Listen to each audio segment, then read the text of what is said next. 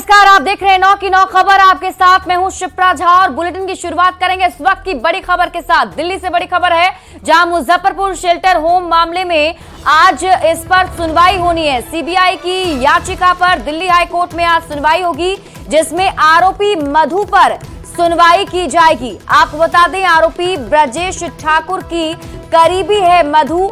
NGO में ब्रजेश ठाकुर के बाद मधु ही दूसरे नंबर पर थी, जो सभी फैसले लिया करती थी। तो इस वक्त की बड़ी खबर आपको दिल्ली से बता रहे हैं। मुजफ्फरपुर शेल्टर होम यौन शोषण कांड मामले में सीबीआई की याचिका पर दिल्ली हाई कोर्ट में आज सुनवाई होगी।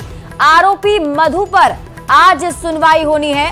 आपको बता दें कि आरोपी ब्रजेश ठाकुर की करीबी है मधु, और एनजीओ में ब्रजेश के बाद मधु ही सारे फैसले लिया करती थी।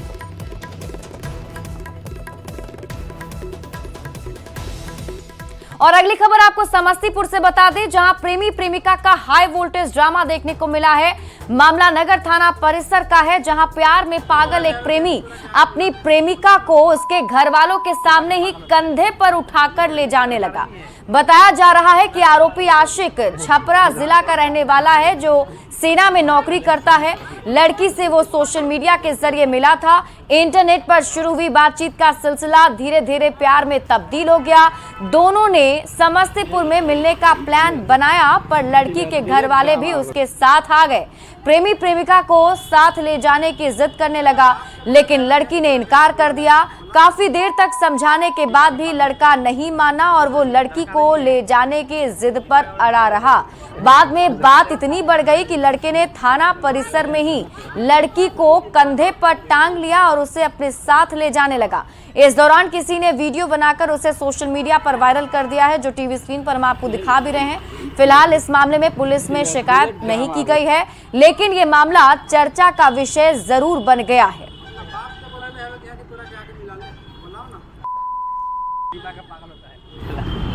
लड़का नहीं है, पागल होता है।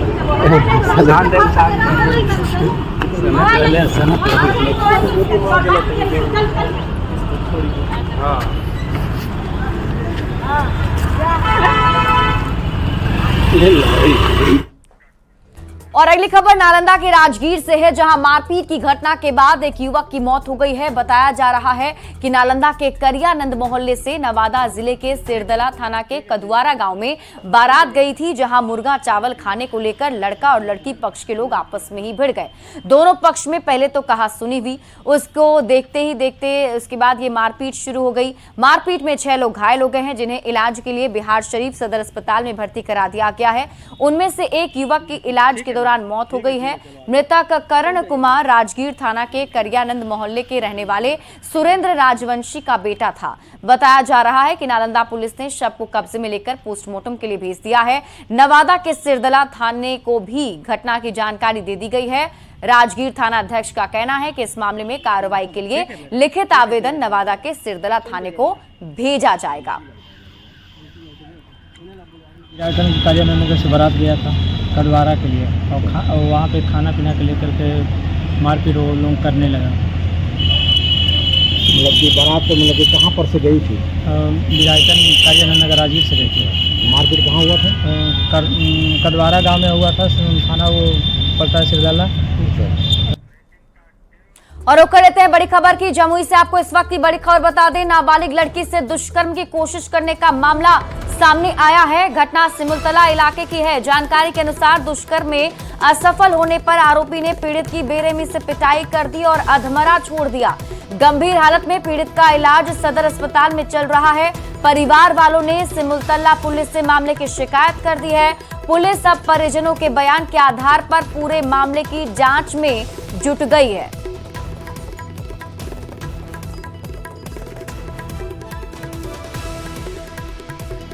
और खबर आपको नवादा से बता दें, जहां रजौली में पुलिस ने करीब 1.25 एकड़ में लगी अफीम की फसल को नष्ट कर दिया है। परतौनिया के जंगली इलाके में अफीम की खेती हो रही थी। अफीम की फसल लगभग तैयार हो चुकी थी, लेकिन बाजार में बेचने की तैयारी करने से पहले ही अफीम की फसल को नष्ट कर दिया गया है। अफीम की फसल की अनुमानित कीमत जो है वो करोड़ों में बताई जा रही है।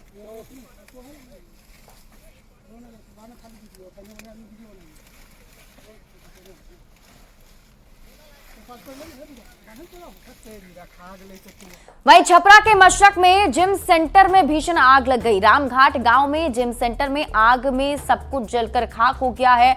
आग में बताया जा रहा है कि काफी नुकसान भी हुआ है। तो ये तस्वीर हम आपको उस वक्त दिखा रहे हैं जब आग लगी थी। और देखिए, जब जैसे आग लगी तो वैसे ही ग्रामीणों ने अपने स्तर पर आग बुझाने की कोशिश की, लेकिन जब तक आग पर काबू पाया जा सका तब तक सब कुछ जलकर राख हो चुका था। आग किस वजह से लगी है अभी इसका पता नहीं चल सका है।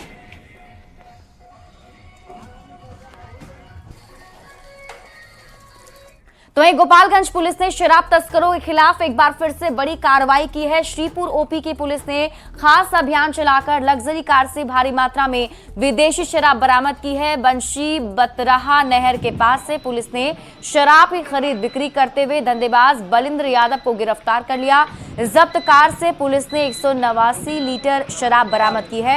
एसपी का कहना है कि शराब माफिया बलिंद्र यादव पर जिले के अलग अलग थानों में 7 से अधिक केस भी दर्ज हैं। श्रीपुर ओपी अंतर्गत वाहन चेकिंग के क्रम में कुख्यात शराब माफिया बलिंदर यादव, जो कि भोरे थाना क्षेत्र का रहने वाला है, उसको गिरफ्तार किया गया है। और उसके पास से एक गाड़ी है, लग्जरी गाड़ी में करीब 190 लीटर शराब लेकर जा रहा था। उस शराब को भी जब्त किया गया है और इसमें हम लोग फॉरवर्ड बैकवर्ड लिंकेज स्थापित कर रहे हैं और अग्रतर कार्रवाई कर रहे हैं। और इसी बीच शुरू कर लेंगे बड़ी खबर की। मुजफ्फरपुर से बड़ी खबर है, जहां मूर्ति विसर्जन के दौरान दो पक्ष में मारपीट हो गई है। डीजे बजाने को लेकर दो पक्ष में झड़प हुई। सकरा थाना क्षेत्र के डिहुली इशहाक की एक घटना है। पुलिस ने घटना को नकार दिया है और पुलिस की तरफ से कहा जा रहा है कि मामूली विवाद हुआ है, लेकिन हम आपको बता दें, खबर ये मिल रही है कि दो पक्ष आपस में भिड़ गए। मूर्ति विसर्जन के दौरान दो पक्ष भिड़े हैं, झड़प की खबर भी है, लोग इसमें घायल भी बताए जा रहे हैं।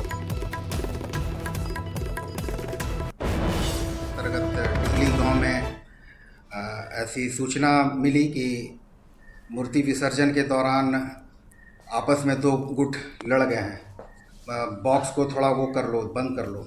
तो इसी बात को लेके दोनों के बीच तू मैं हुआ, बाताबाती हुई और फिर मामला शांत हो गया। जिस तरह का न्यूज़ चल रहा है वैसी कोई बात नहीं है।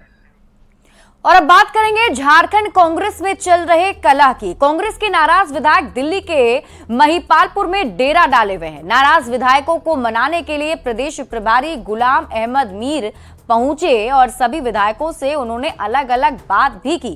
करीब 3 घंटे तक विधायकों को मनाने की कोशिश चलती रही, लेकिन विधायक मानने के लिए तैयार नहीं थे। वहीं दिल्ली से रांची लौटे प्रदेश अध्यक्ष राजेश ठाकुर ने दावा किया है कि सोमवार तक यानी आज सभी विधायक रांची लौट आएंगे।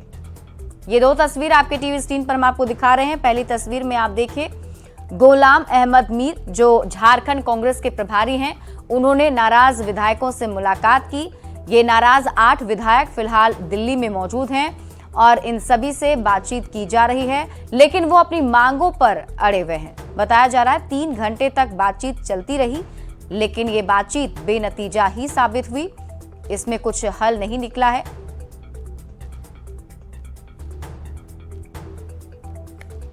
या जैसे चलती है वैसे चलेगी। ऐसा नहीं है कि बजट सत्र 23 तारीख को आहूत है तो वो होना ही है, और हमारे विधायक को भी आना ही है। वो कल लौट जाएंगे, आप चिंता मत कीजिए। तो देखिए, झारखंड कांग्रेस में कलह थमने का नाम नहीं ले रहा है। कांग्रेस में कलह थम भी नहीं रहा है, क्योंकि कांग्रेस के जो विधायक हैं वो मानने के लिए तैयार ही नहीं दिख रहे। जो नाराज 8 विधायक अभी दिल्ली में मौजूद हैं, उनसे बातचीत करके उनसे मामले को सुलझाने की कोशिश जरूर की गई, लेकिन विधायक मान नहीं रहे हैं। कांग्रेस कोटे के मंत्रियों को हटाने की मांग उनकी तरफ से की जा रही है। शनिवार रात दिल्ली 8 विधायक गए थे। ऑब्जर्वर उमंग सिंगार ने भी उनसे बातचीत की है, लेकिन अभी तक मामला सुलझा नहीं है। तो ऐसे में बड़ा सवाल ये उठ रहा है कि क्या कांग्रेस में विवाद जारी है और ये जो विवाद चल रहा है क्या ये सुलझ पाएगा? प्रदेश प्रभारी ने विधायकों से बात की। करीब 3 घंटे तक विधायकों के साथ वहां पर मौजूद रहे गुलाम अहमद मीर। सभी विधायकों से एक एक करके उन्होंने बात की, एक साथ भी बात की। कांग्रेस के मंत्रियों के काम से जो विधायक हैं वो नाराज हैं। उनकी तरफ से कहा जा रहा है कि जो पहले से मंत्री थे कैबिनेट में उन्हें फिर से मौका दिया गया, लेकिन वो काम सही तरीके से नहीं कर रहे हैं और बजट सत्र में शामिल होने से इन सभी विधायकों ने इनकार कर दिया है। और अब आपको बताते हैं कि आखिर क्या है विधायकों की मांग, जिसे लेकर ये 8 विधायक दिल्ली में मौजूद हैं। तो पुराने मंत्रियों के काम पर इन्होंने नाराजगी जताई है। इनकी मांग है कि नए चेहरे को कैबिनेट में जगह देनी चाहिए थी। तो कांग्रेस कोटे से एक महिला को भी मौका मिलना चाहिए था, जिसमें यह भी उनका मुद्दा है कि एक व्यक्ति जो है वो एक ही पद पर रहे, उसे 2 पद ना दिया जाए। इस मुद्दे को भी उठाया गया है। आलमगीर आलम के पास 2 पद क्यों है, ये सवाल भी झारखंड कांग्रेस के ये 8 विधायक जो नाराज चल रहे हैं वो उठा रहे हैं। तो झारखंड से दिल्ली शिफ्ट हो गई है झारखंड कांग्रेस की कला, और कलह के समाधान का पार्टी नेता बेसब्री से इंतजार कर रहे हैं। विधायकों की बात नेतृत्व तक पहुंचाएंगे गुलाम अहमद मीर, उनकी तरफ से ये वादा किया गया है। समस्या के समाधान का प्रभारी ने सभी को भरोसा भी दिया है। राष्ट्रीय अध्यक्ष मल्लिकार्जुन खड़गे को इस पूरे मामले की जानकारी दी जाएगी। विधायकों को एकजुट होकर काम करने का सुझाव जरूर गुलाम अहमद मीर ने दिया है और आलाकमान के संदेश का विधायक जो है वो इंतजार कर रहे हैं कि जब ये समस्या उनके आलाकमान के सामने रखी जाएगी तो फिर वो इस समस्या का समाधान कैसे निकालते हैं और निकाल भी पाते हैं या नहीं। हालांकि अभी देखा जाए तो जो झारखंड कांग्रेस के 8 विधायक हैं वो अभी भी नाराज हैं और उन्हें भी इंतजार है आलाकमान के फैसले का। बढ़ते हैं आगे। झारखंड में लोकसभा चुनाव में सीट शेयरिंग का फॉर्मूला भी अभी अधूरा पड़ा हुआ है। दिल्ली में कांग्रेस और जेएमएम के नेताओं ने सीट बंटवारे पर मंथन किया, लेकिन इसका कोई नतीजा नहीं निकला। हालांकि दिल्ली से रांची लौटने वाले नेताओं ने बहुत जल्दी सीट शेयरिंग का फॉर्मूला तय कर लेने का दावा जरूर किया है। आपको बता दें कि झारखंड में 14 लोकसभा की सीट है और झारखंड में सत्ता पक्ष भी चुनाव से पहले सीट को लेकर बात पूरी कर लेना चाह रहा है। खबर है कि कांग्रेस 14 में से 9 सीट पर अपना दावा ठोक रही है। वहीं जेएमएम की दावेदारी जो है वो 7 सीटों पर है, जबकि आरजेडी को 2 सीट चाहिए। माले की तरफ से भी कहा जा रहा है कि हमें भी 1 सीट चाहिए। तो ऐसे में सीट 14 है और टोटल दावेदारी जो है वो 19 हो चुकी है। इस पर पेंच फंसा हुआ है। वैसे जेएमएम झारखंड ही नहीं बल्कि पश्चिम बंगाल, उड़ीसा और बिहार में भी लोकसभा की सीट का दावा ठोक रहा है।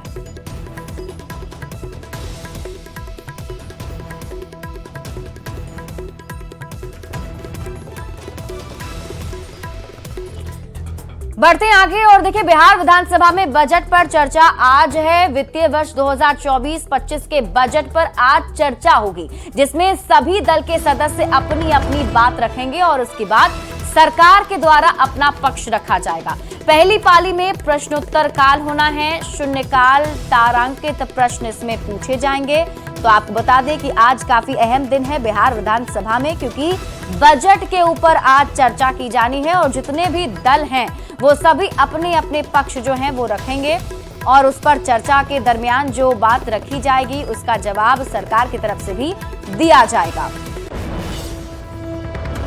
तो आपको बता दें कि बिहार विधानसभा में बतौर वित्त मंत्री पहली बार सम्राट चौधरी ने बजट पेश किया। करीब 3 लाख करोड़ बजट ये इस बार पेश किया गया है, जिसमें फोकस खास तौर पर महिलाओं के सशक्तिकरण को लेकर, रोजगार को लेकर और शिक्षा को लेकर किया गया है और आज इसी बजट पर चर्चा होनी है।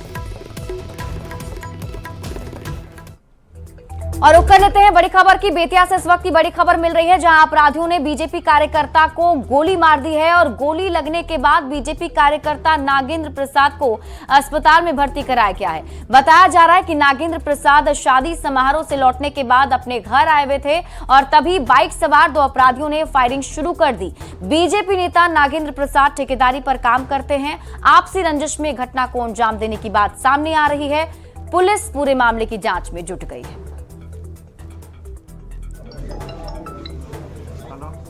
पुलिस के आदमी हैं और वो एक बारात में से हमारे मंडल अध्यक्ष जो है उत्तरी मंडल के राकेश जी के यहाँ से निकले हैं अपने आवास पर। उससे अपने गैरेज में गाड़ी लगाकर जैसे निकले उसे गोली मारा गया है।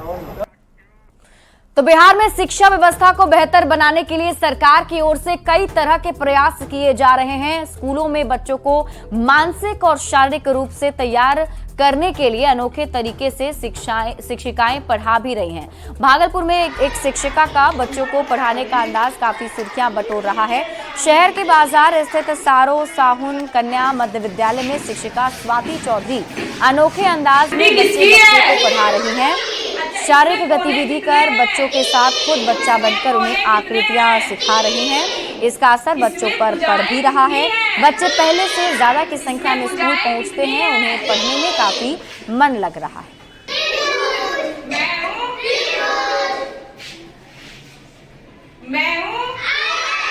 क्या सीखती हो?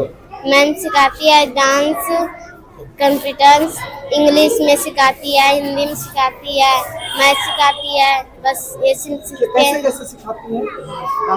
डांस करके सिखाती है। अब मन लगता है? यस। कितना मन? बहुत ज्यादा मन लगता है। यस। बच्चों लोग आजकल पढ़ाई से दूर भागते हैं, लेकिन ये एक्टिविटी बेस्ड से बच्चों लोग में बहुत परिवर्तन आया है। बच्चे जितने एक्टिविटी से सीख सकते हैं, वो डांस के रूप में या कुछ एक्टिविटी गतिविधि करते हैं तो वो लोग को ज्यादा इंटरेस्ट भी आते हैं, वो जल्दी सीखते हैं। और वो लोग वो जैसे कुछ भी है डांस करने में या कुछ भी एक्टिविटी बाएं दाएं जैसे दिशा का ज्ञान है तो वो लोग उत्तर दक्षिण पूरा पश्चिम खेल खेल में सीख जाते हैं। हम लोग गतिविधि आधारित शिक्षण देते हैं, चाहे वो भाषा हो या गणित हो, उसमें गतिविधि आधारित शिक्षण हम लोग करते हैं क्लास 1 से लेके क्लास 8 तक।